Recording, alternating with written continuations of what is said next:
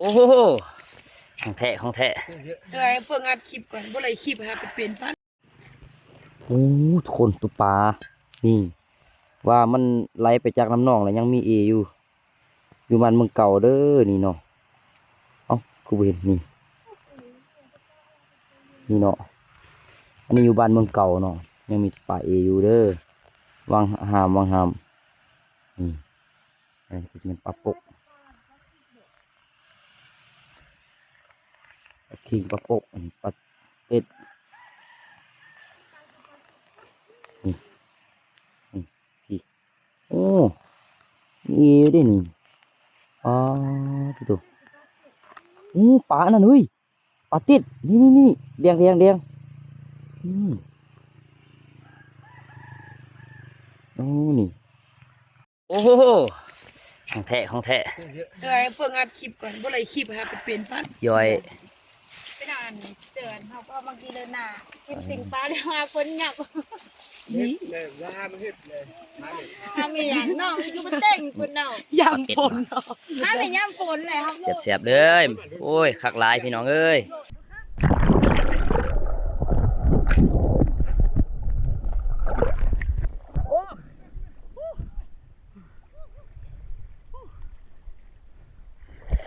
เอาข้อทักทายสบายดีกันทุกคนเนาะมื้อนี้เฮาก็จะพาทีมงานของพวกเฮาก็คือทีมงานไทยบ้านเนาะทุกคนเนาะจะพาทุกคนมากินข้าวปลาสนั่นก็ตอนนี้ก็นี่หมู่คู่ก็กำลังขี่รถมาฮอดพอดีเนาะตอนนี้ก็น่าจะมาครบแล้วมารวมๆกันประมาณ 7-8 คนเนาะ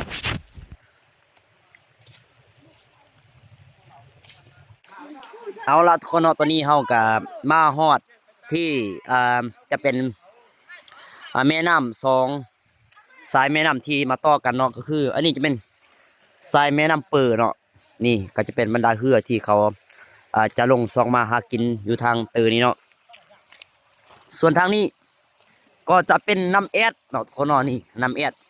กับน้ำเปิดไหลป้องใส่กันนี่ใครยังบ่ท่านเคยเห็นเนาะก็เบิ่งผ่านคลิปวิดีโอนี้เลยโอ้เหือน้ำสายน้ำแอดจะเป็นแม่น้ำที่เยอะกว่าโอ้บังเหือตัวนี้โอ้จมน้ำเลยนี่โอ้น้ำท่วมแล้วอันนี้จะเป็นเหือมือนี่เนาะน้ำแอดกับน้ำเปิดอันนี้ก็มาเห็นครั้งแรกด้วยตาตัวเองเนาะยินแต่เขาว่าแต่เขาก็ไม่ได้มาอันนี้ส่วนนี้ก็จะเป็นทีมงานกินข้าวปลาของเขาในมื้อนี้เนาะก็มีอยู่ 7-8 คนเอาเดี๋ยวเจอกันเนาะมื้อนี้เบิ่งว่าเขาจะสามารถที่จะหาปลาได้มากินปลาอยู่แคมป์นักแท้บ่อย่าลืมติดตามรับชมเนาะอ๋อนี่เป็นอุปกรณ์เสื้อม่องมานี่อ๋อเขาก็บ่ค่อยเจอคือเดียวเนาะอันนั้นบ่ เดี๋ยวเขาจะเบิ่งกันตอนนี้เขาก็บ่ค่อยเจอว่าเขาจะเฮ็ดวิธีเด้อเอาตอนนี้ถือว่าทีมงานเขากำลังจะลงหาปลาเนาะเบิ่งว่าจะได้ตัวปลาบ่นี่กำลังไปแล้วเนาะเอ๊ะคือไปเฮือนำได้บ่ไปนำได้บ่มาเอาได้เอาได้ไม่มองเรามองเรามาแล้วสองตัวปลาคิงเนาะ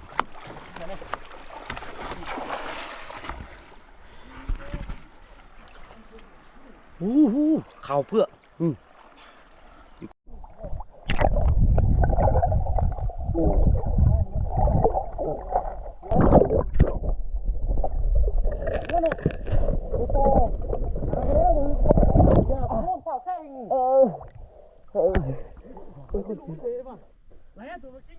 เร็วเ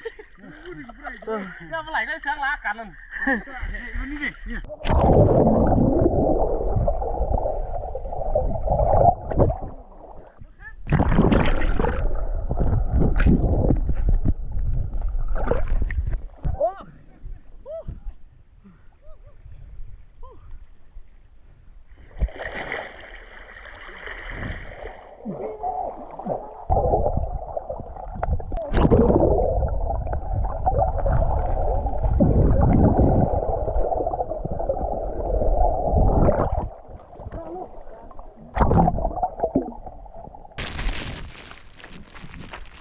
อ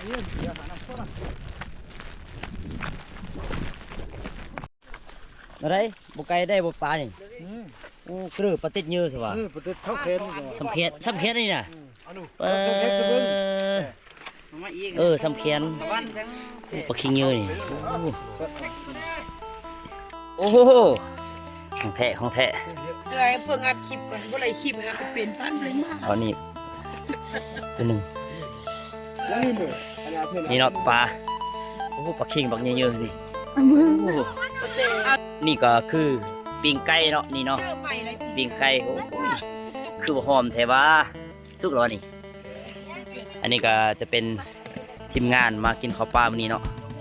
โอ้หลายคนพอสมควรนี่เนาะนี่ก็คือตุปลาเดี๋ยวเราจะมาเฮ็ดเมนูปิ้งนี่เนาะนี่กำลังเสืออึดเสือเกลือกำลัง มันเขียบ ปิ้งเนาะ เสียบบ่ได้เลย ธรรมศาสตร์บ้านเขา เดี๋ยวปลา อ่อนซ่อนแท้เด้คักหลายพี่เนาะนี่เนาะอีเนาะ ตาน่ะจ้องรถอยู่ดิ เสียบ ความยากมาก คักเอิ้นปลาเนื้อนะ นี่น่ะกา ปากกา ปากกาลูกขึ้นมาเลยป่ะ คัก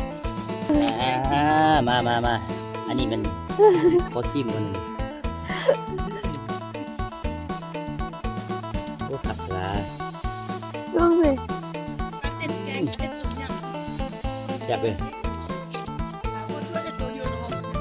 โซโยนี่ล่ะจากสัตว์แกงส้ม จับมากินกันเด้อ เจ้าให้เนื้อ โอ้ปิงปลาอุ้ยปลาคิงนี่เนาะ เนียน มาแล้วยังอีกได้หัน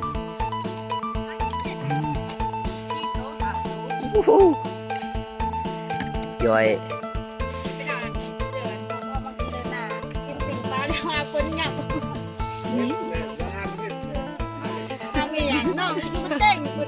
ยำผม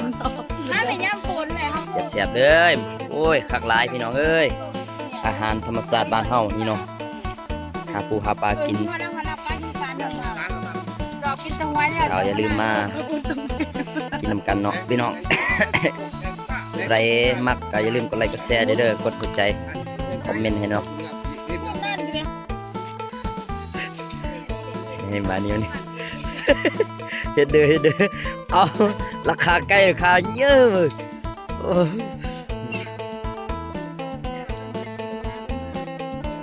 เฮ็ดไก่สึกกินหัวแล้วไก่อะ อยากกินเด้อจ้ะกันยำรสจะแต่มันยังบ่ได้จับบอกอีก บอกอยู่ เจออยู่ภาคเชื่อเลยแม่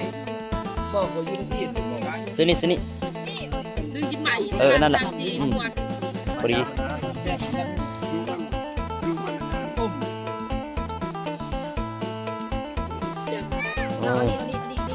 โอ้สี่หกหีบหกหีบเหรอ มันกี่สี่เอาจ้าพันโลกจ้า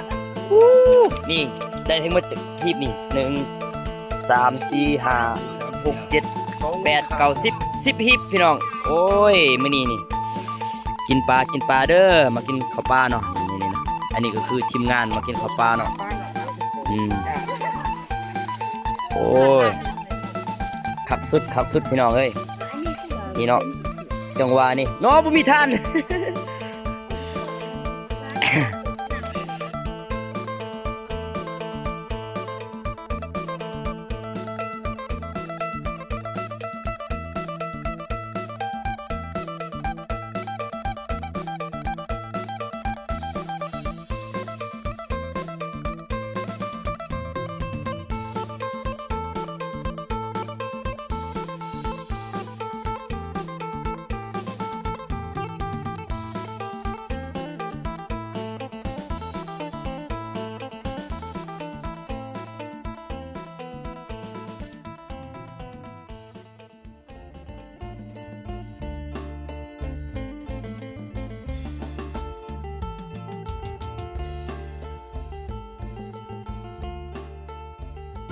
เอายกเ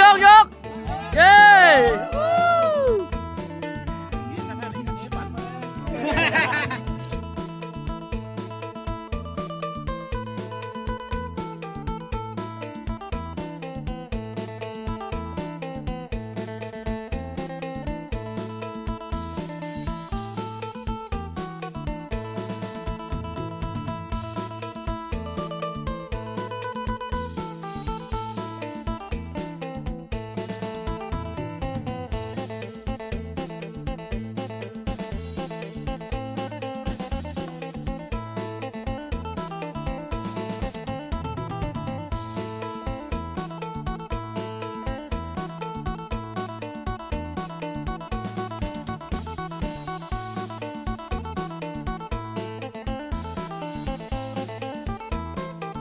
พื่ออันนี้เขาก่อน เอาโยเอาสุดนี้เด้อป้องเก้าก่อนอ่ะเจ็บกองมือแล้ว ไอ้คนหน้าทิ้งอยู่มั้ง ไอ้บุญนายหุ่นมาเอาไก่ ความคักสมนีเป็นสูงสุดแล้ว กินปลาก็ได้กินย่างปลาก็ได้กินตำส้มก็ได้กินซัมโบนัมเลยไหมนะซัมโบนัมเลยมันกินเบียร์พิงไฟพร้อมความย่อยกายดีอย่าสุด สุดสุดบริณาวบริณาวบริณาว บ่เอาหรอกสุดแล้วคักแล้วนี่นะ ทางนี้ก็มีปะนี่จุกผมทองเลยท้ายฉันนะ มาให้เงินนะ ฟังมึงไอ้นี่ไอ้ผมว่าอันนั้นมันเก็บป้องที่นึง ตาเขียวเนี่ย อย่าบอกมันเก็บอะเก็บกับผมอะเขาจะเอามาหื่นเปลี่ยนกัน กูจะเอาเปล่าแล้วพี่เชื่อ บุญ เก็บเบียร์นี่ผมบอกว่า บนหน้าอยู่น้อยนี่ เบียร์นี่ เอายกลงไหมยกลงไหม ยกแล้วแม่เท่าถ่ายวิดีโออยู่หันยกแล้วแม่เท่ายกแล้วแม่ชอบเป็นกีป้องโอ้ยเอาขอบคุณใจนำทีมงานเนาะที่สละเวลามาสีสันมากินนาข้าวปลาในมื้อนี้เนาะ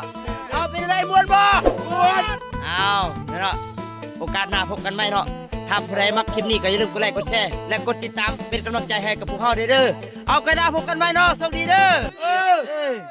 นี่เนาะขอกลับก่อนเด้อทุกคนเนาะแล้วพบกันใหม่เด้อ